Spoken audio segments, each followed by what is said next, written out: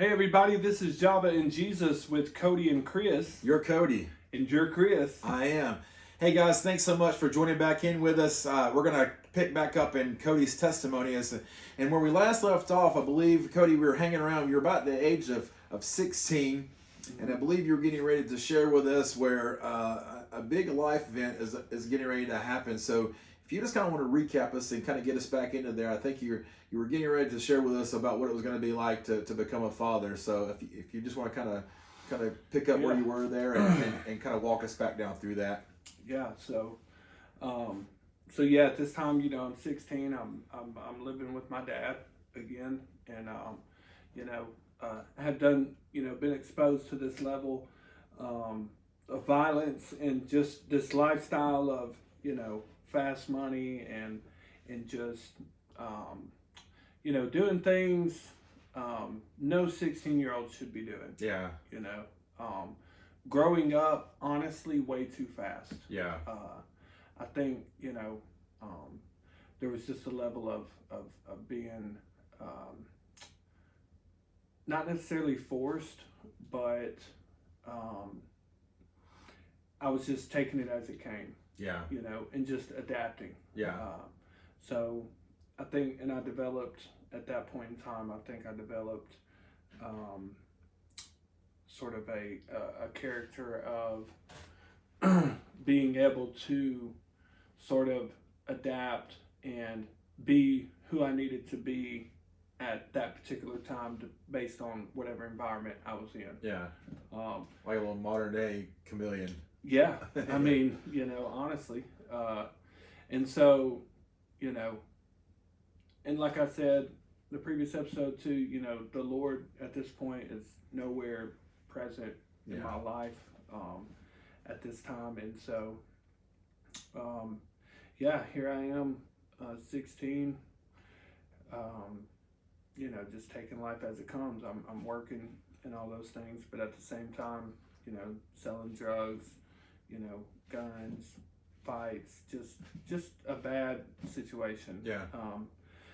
And in the midst of all this, I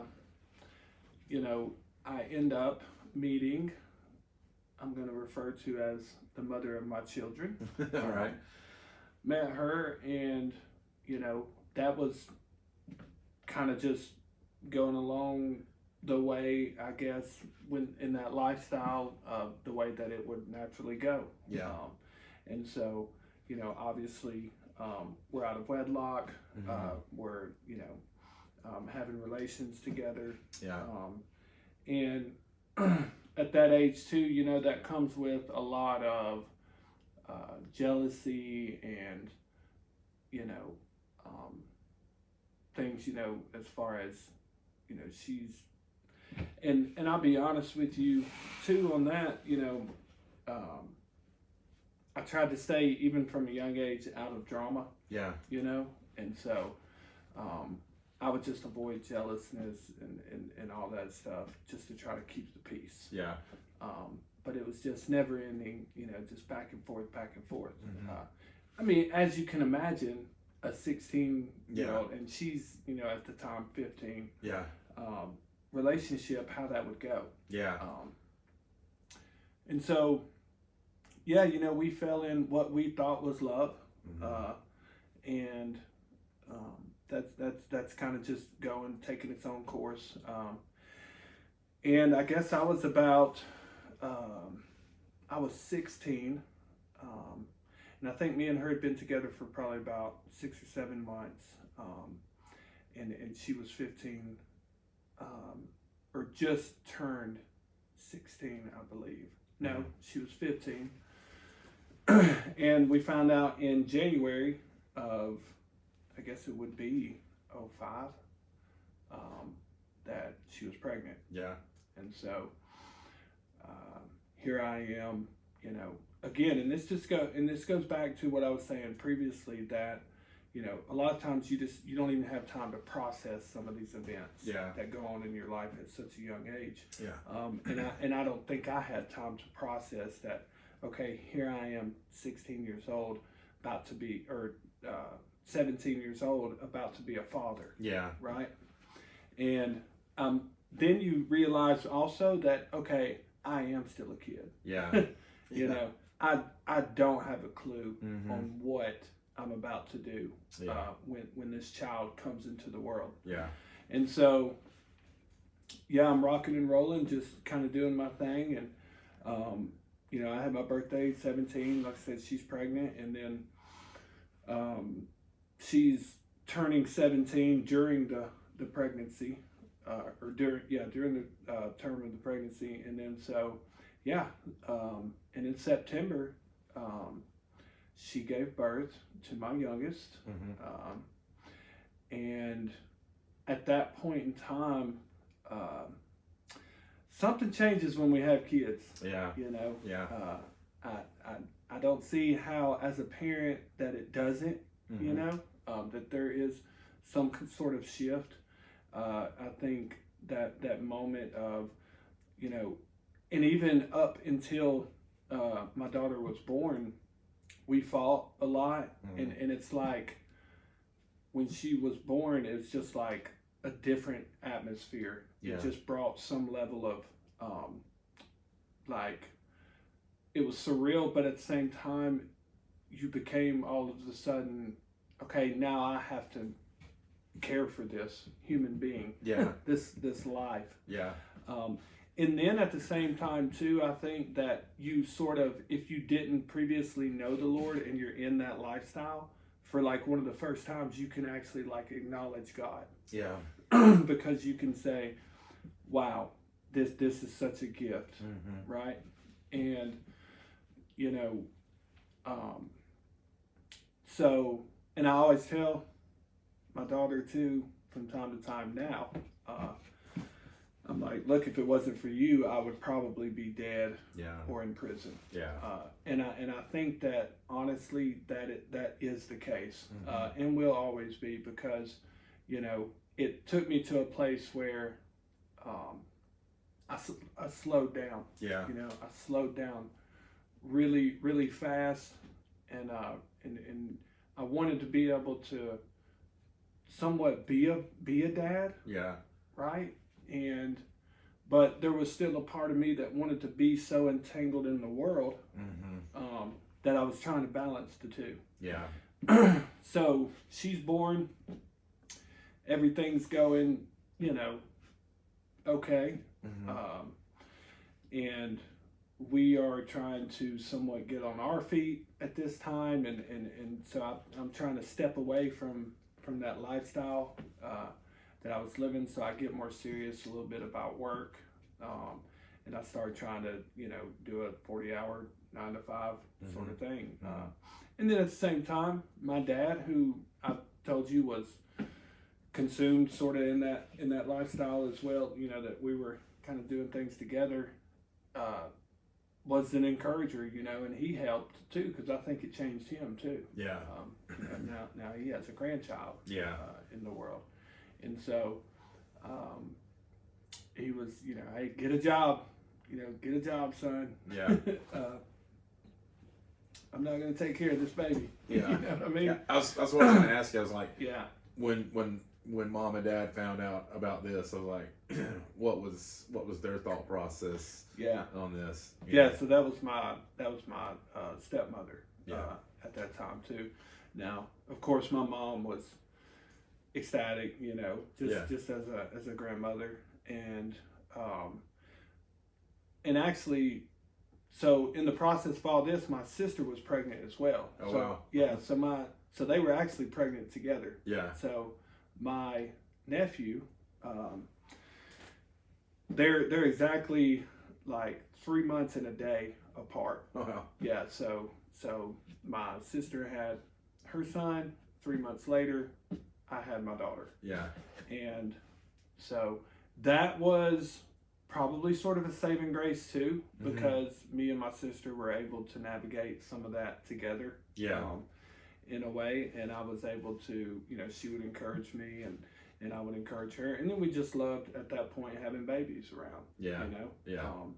But needless to say as well, that lifestyle wants to drag you back in and pull you back in. So, and like anybody, 17, you know, I was 17 when she was born. just turned 18 3 months later. And so here I am, a very young adult, trying to cross over into manhood, be a father, and I'm kind of just taking it as it comes, but from the outside looking in, I'm not doing great. Yeah. You know what I mean? Yeah. We fight a lot. Mm-hmm. It's very toxic relationship. You know, there's always the threats of, you know, hey, yeah, you know, you're not going to do this. And, well, I'm just going to go over here to my mom's and we're going to da-da-da-da-da. And then I'm like, you know, no, you're not. And blah, blah, blah. And, Yeah. you know. And so there's just a lot of that back and forth. And it was, you know, break up for a month, get back together, you know, that sort of thing. Yeah. with her mother. And so we ended up splitting up for a time. And, you know, my youngest, she was there at my dad's. And then she ended up, you know, we got in a fight. She moved over to her mother's house, which was the grandmother of my youngest. And so we, you know, it was just a lot of back and forth. It was just back and forth drama, you know, fights, back, you know, gets drug over here, over there. And, you know, and my daughter, she's not familiar with it. She's like how I was saying in the first part of my testimony, that you're not necessarily fully aware of kind of what's going on. And so, but I will say that I feel like had it not been for her, I definitely again would have either been dead or in prison. Yeah. I mean, because that's where I was heading. Yeah. You know, and I'm so thankful. I'm so thankful that that she was born at that time, because it really had me dial back. Yeah. And it was kind of my saving grace there. And so move forward a little bit. Again, we're back and forth, fighting. You know, she's come over here, bringing the baby over there, and this and that. You know how the whole thing goes. Yeah. And here we are again, less than a year later, and she ends up pregnant. Yeah. So, yeah, and this one was, you know, I don't know if it was, this one was unexpected, like for sure. Yeah. You know, with my youngest, honestly, it was kind of like it was going to be inevitable. Yeah. Just didn't know when. Yeah. And then with my with my youngest, it ended up, you know, it just happened. Yeah. And here we are again. And so, it's another beautiful baby girl. Yeah. And we ended up having her now. And so at the time, and then I'm gonna move forward. I'm gonna jump ahead. But at the time, we were not fit to be parents. Yeah. Neither one of us. Yeah. And so I remember my dad and my stepmother approached us and said, for my youngest, hey, you know, because and this might be too much. I'm not going to share that. But they ended up taking her in. Yeah. Right. And I remember when that was happening, and there was something in me that I was like, I think it was my pride. You know, my pride wouldn't let me sign over papers to my child, even though I wasn't being a father at all that I should have been. Yeah. But at the same time, I'm like, you're not going to take her from me, because I felt like that's how it was. Like it was like she was being taken. Yeah. Right. But not realizing that at that time she was going to the most safest place that she could be. Yeah. And so without my consent, the mother of my children, she ended up signing the papers over, and they got custody. Which at that time, as the next couple of years progressed, I realized that was the best outcome for that situation. Yeah. because I still have things going on in my life. I can't get stable. I can't function as a parent. Still being a kid, pretty much. Yeah. And so I ended up, let's see. So I ended up letting that happen, and I was in and out of jail a lot at this point. And so me and her mother ended up breaking up again. And so really I hit the streets hard at this point. My oldest was over at the grandmother's now. My youngest was over at the other grandmother's and my dad's. So I guess my mindset was, all right, well, because you always play the victim. Yeah. Especially at that time, it's like, well, y'all are taking my kids away from me. But at the same time, that's that pride. But I wasn't fit to be a parent at all. Yeah. And so, then it rolls on to, I'm 19, 20, 21 or so, 20-ish. And I remember I got locked up, right? And it was something petty, well, I had like 12, 13 tickets. That'll do it. Yeah. And actually, I was going back and forth when I got a lot of those tickets to see my oldest a lot. And I had to go through a place in Jefferson County. Not going to name names, but went through there, got a bunch of tickets. So all this piled up. So when I ended up going to court, they ended up sentencing me like 6 months to go ahead and just knock it out. Because I told them, hey, I can't pay for this. It's like thousands of dollars tickets. I already had like 8 or 9 other tickets in Jefferson County that were dismissed.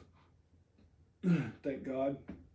And so they set me down for 6 months, and I think I was 20. Because, and I remember that because I had my 21st birthday in jail. Wow. And 2 days, or oh Lord, don't let me get this wrong. On the 30th, my niece, when I was turning 1, my niece was born. Yeah. And so here I am locked up, man. And what's crazy at this point is this is when I had, and what I felt like was my first genuine encounter with the Lord. So I'm locked up, and I remember there was this guy, and he poured into me while I was there. And all of a sudden, he kept telling me about the Lord, and he would always have his Bible. He was, talking about God, almost to the point where it was annoying. You know what I mean? Yeah. And but he was just on fire for Jesus. Yeah. And I was like, okay. So for some reason, he just wanted to pour into me constantly. Yeah. And I'll never forget that one Sunday in there, they had a pastor come, and he did the jailhouse thing. Yeah. Yeah. And I'll never forget, man, and it's the thing about some people when it comes to religion and receiving the Lord and having an encounter with him is that, I was in jail, so like everything was stripped away from me. So like any preconceived notion of what the Lord was like and how you were supposed to experience him. Because a lot of times, and I'm not going to get off into like religious stuff, but, we set up these little areas, for people to come in and have encounters with the Lord.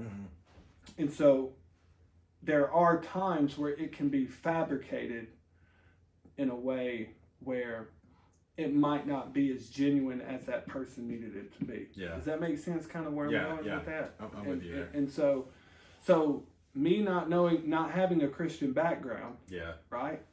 It was raw encounter, right? Yeah. And so I remember the pastor says, hey, if you don't know Jesus, I want you to come up here and put your hands through these bars, and I'm going to pray for you.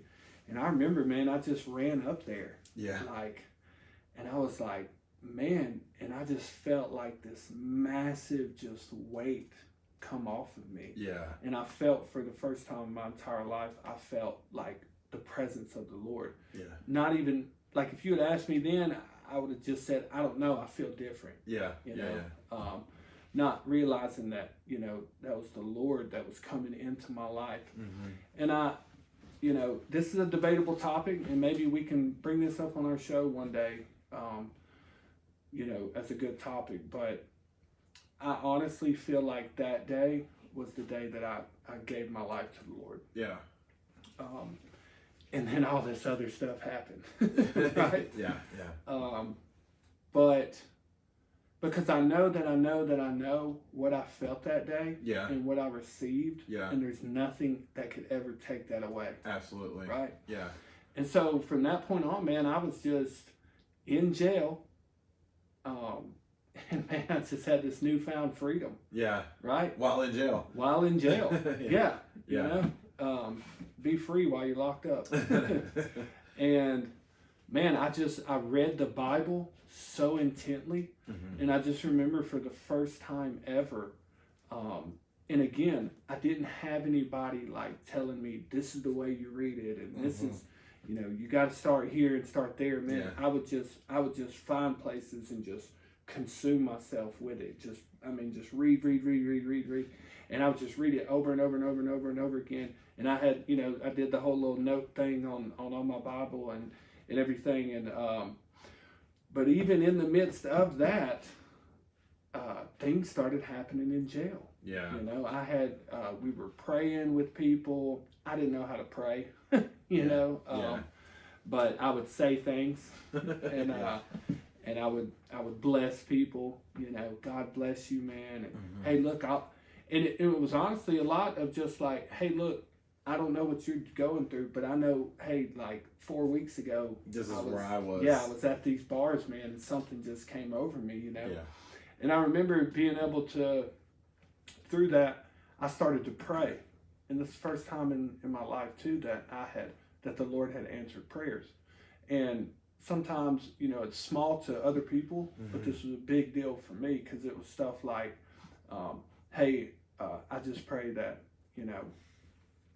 the mother of my children would just, bring my daughter up here and let me see her on visitation. Yeah. Bam. Wow. Less than a week later, there she is. Yeah. I'm like, Lord, I want to be a trustee, and, it was like, boom, 3 days later, they called me out. It was like, hey, Hallford, roll it up. And I'm like, what do you mean? And literally the officer's like, nah, I'm just kidding. Messing with me. Yeah. I was heartbroken. And I remember I went back to the Bible and I was like, all right, well, I'm just gonna sit here then. And literally 2-3 hours later, he comes back. He's like, hey, I'm serious, Hallford, come on. He's like, I'm just messing with you. I said, dude, really? So I got to go into that, and then that gave me more personal time with the Lord. And so I was able to kind of come and go out, and then I had my visitations were, an hour and a half, where I could just hang out in the little common area in the jail and just spend time with my daughter. Yeah. And so, isn't it amazing that even in bad situations, or which we deem are bad situations, that just by being obedient and faithful to Him, even when we really don't know what we're doing, isn't it amazing that even then, like, God still is in the work right then, that while you're locked up in jail, and you probably have the simplest of prayers at this point in juncture, right? Yeah. You don't really need to know how to pray, right? Mm-hmm. We just ask Him for things, right? And you think that's what we do. We're very selfish in the early part of our Christianity. But then, like, He answers because, like you said, you felt that change. And so even there, while you're there in jail, He's showing you that He's real. Yeah. Even, like you said, it may be small to other people looking in, but to you at that time, that was huge. So big wins for JC. While you're in jail. Yeah. So, it was such. Yeah, it was amazing, man. It was liberating. Yeah. It was an experience that I'll never forget. Either, and I don't take for granted that season that the Lord had me in right there, because later on down the line, it helped, right, and so did you do the full 6 months there? Yeah, okay, yeah, did the whole thing. I get out, and even better, the Lord already had me set up when I got out. Really? Yeah. So me and her, my daughter's mom, we ended up, hey, we're going to try to work this thing out and all this. So it was in the works while I was in there that she was, getting a place set up for us.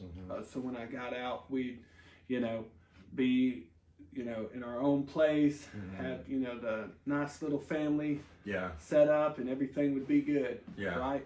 And so, I got out. Now, side note, I got out and we got pulled over that night on the way to the house. So I had to end up going sitting in another jail for like 2 weeks. Before I could even actually come home. And so I had to do that a little bit, and I got out, and I was tested in that. My faith was tested in that the enemy was trying to, plant things in my head, but I just trusted the Lord. And so when I got out, it was good. And at this time, again, I'm 21 at this point. And so outside looking in, it's like, okay, I got to set up for a perfect opportunity. Right here. And I get some work in, start going, but I'm working long hours because I'm doing sales. So I'm doing I'm doing outside door-to-door type sales. And so it's long hours. I'm away, but I'm making some money. I'm making some decent money, and I'm like, okay, and I start to realize, okay, I can be this person that I'm thinking in my mind that I'm supposed to be. Right. So I get a glimpse of that. Right. But the enemy, man, he's still at work. So I'm in this working, doing everything like I'm sort of supposed to be doing. We're still having our little fights here and there, but just childish, kind of immature things, not really too deep. We're trying to work it out. Does she have a relationship with God at this time, or? That's a good question. And from what I can remember and see, she was developing a relationship with the Lord. Because, and it's funny you ask that though, because this is sort of where when it takes a darker turn. Here it's because here I am. I'm searching for the Lord. I'm seeking God, but I'm on milk. The spiritual term. I'm on the milk, man. I have not gotten into that place at all of any maturity. Right. So I don't even know how to steward a home. Right. I don't know how to steward a family and to be a father. Still. Right. All I know is that I had an encounter with Jesus. Something changed. And here I am. Now, granted, I'm not going to name their names, but the couple that we were renting the house from, the little double wide that we had, poured into me a lot. Okay, so they were a Christian couple. And again, I'm working, back to me working, everything's sort of going okay, and they get me connected with a church, right? So I'm going to this church. I'm starting to see the Lord in a more clearer way as far as him wanting to, mature me and help me in that next step of kind of diving into the Word and sort of understanding what He's about. Yeah. 'Cause at this time, I'm still sort of clueless. Yeah. But I know that He's good. Yeah. I know that He's faithful. Yeah. I know that He touched me. Yeah. And so in the middle of this, I remember the hours were crazy doing the sales. So I had to find something else. Well, on the days that I was off from doing that, I would hook up with a buddy of mine doing tree work, right? And so I was like, okay, this is good because it's good money. You get paid daily. Yeah. At that time, I'm like, hey, yeah, I'm gonna make $175 a day. Yeah. $150 a day. Yeah. Just being a ground man. Yeah. I wasn't up in no tree. But so I was kind of transitioning from that, but I still wanted to do this sales thing because here was the thing in my mind. Although the environment that I was in doing that, a lot of people were in the world. Also, that was the first opportunity I ever talked to somebody about God. Yeah. Because these people, like outside of jail, these people were in the world. And so when we would travel a lot, we had a lot of time to sort of pick each other's brains. And I remember some of the conversations, even to this day, of being able to just kind of share, hey, this is what God done for me. Yeah. You know what I mean? This was, 7 months ago. Yeah. But I felt like I should have went another step in that, but it was toxic for my relationship with the mother of my daughter. Yeah. And so she didn't want me gone all the time. She didn't want me doing all this stuff, right? Yeah. So, so we ended up going to church, getting connected. This couple, they're really sweet, pouring into me and helping us the best they can. Yeah. And then, I remember when I hooked up with the tree guy, he drank a lot. And so I remember one day we ended up stopping somewhere else. It wasn't a liquor store, and he ended up, going and getting some dope, what I found out, and some heroin. And I didn't dabble at this time. Yeah. I didn't dabble in it, but I remember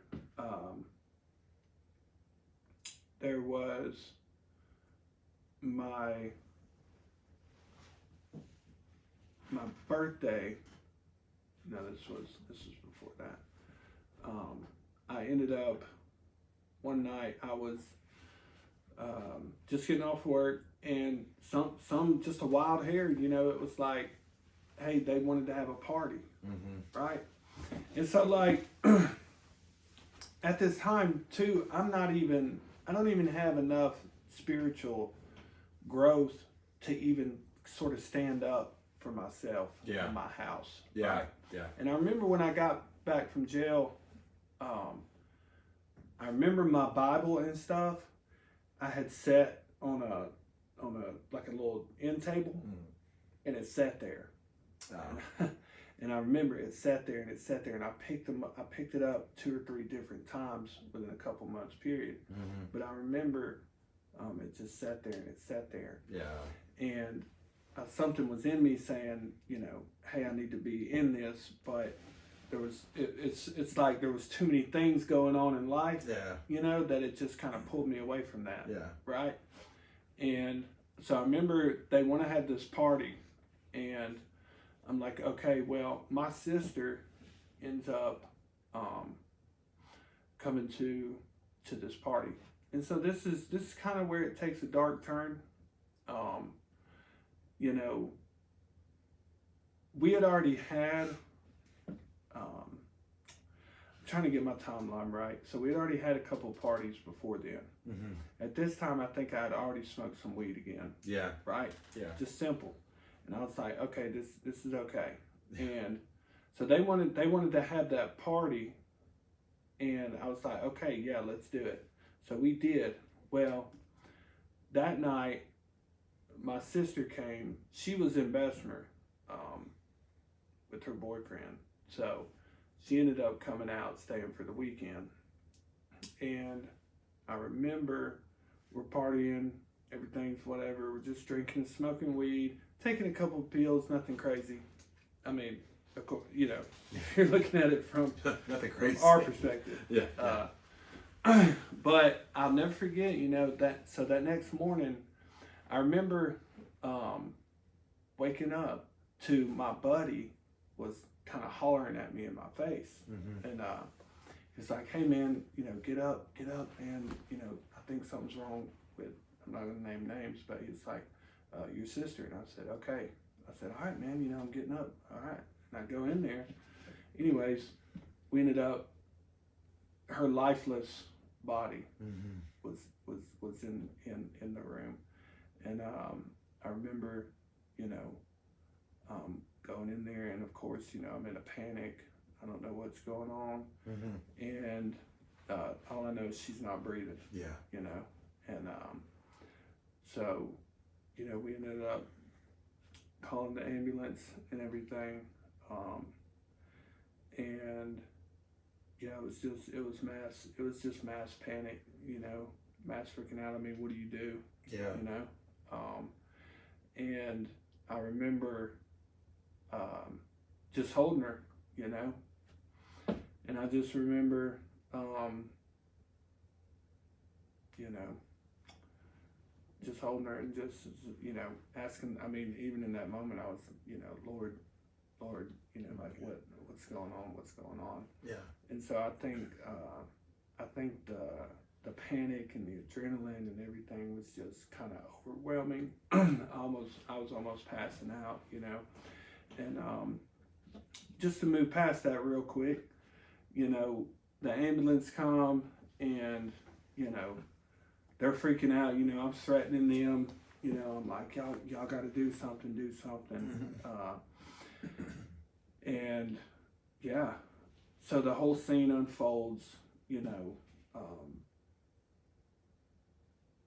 my mom comes up, and my sister, and then people in the neighborhood, and you know, they tape it off and everything, because at this point they're not sure that it was just like some sort of overdose. Yeah. Right. I was gonna say I didn't really want to assume, but just based off what you're telling me, that's where I was gonna go, is that she had succumbed to heroin use at that point. Right. You Okay. would think so, right? Yeah. And so back in the day, at that time, in our area, Birmingham area surrounding, I don't, you know, heroin was a thing, but it wasn't as, you know, present in the streets. The methadone and the Xanax, were a bad thing back then in the early 2000s. Yeah. And so,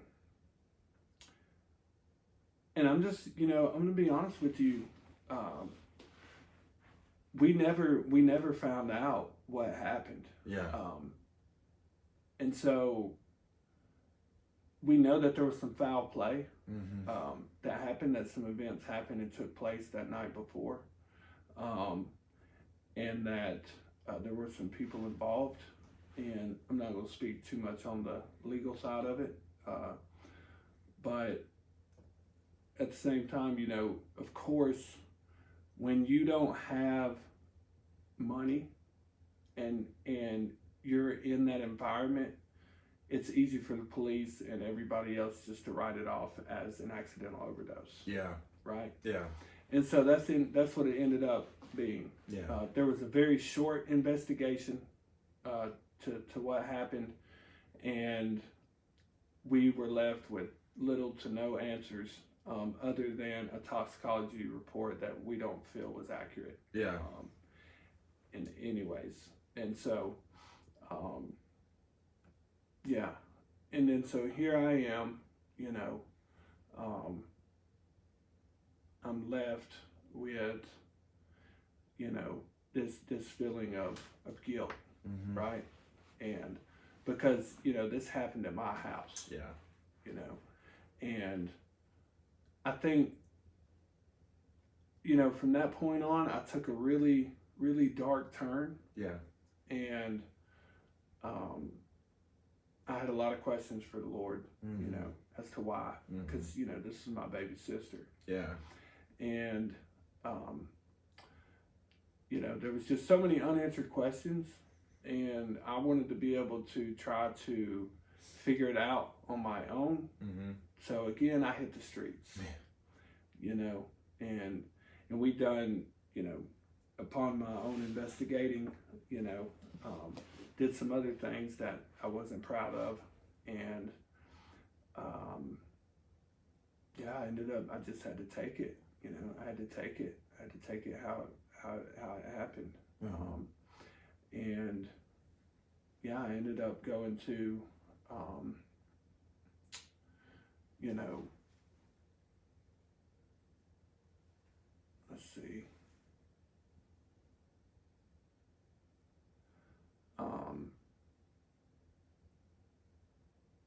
you want to pause and do a third? That's fine. Yeah. So I'm thinking about let's you're at a junction in your life right now to where Yeah. I'm guessing you're getting ready to get introduced into a rehab structure. Yeah, Or, I mean, or it's going to be suggested at least. yeah, no, this next part is, you know, the downward spiral of, you know, the heroin and the needles and all that. Okay. Yeah. So we'll take a break here. This is a good point in juncture that we can start at this, and we'll come back to it. Again, we thank you guys for listening to us as we're getting a little bit further into Cody's testimony here. A lot to go on.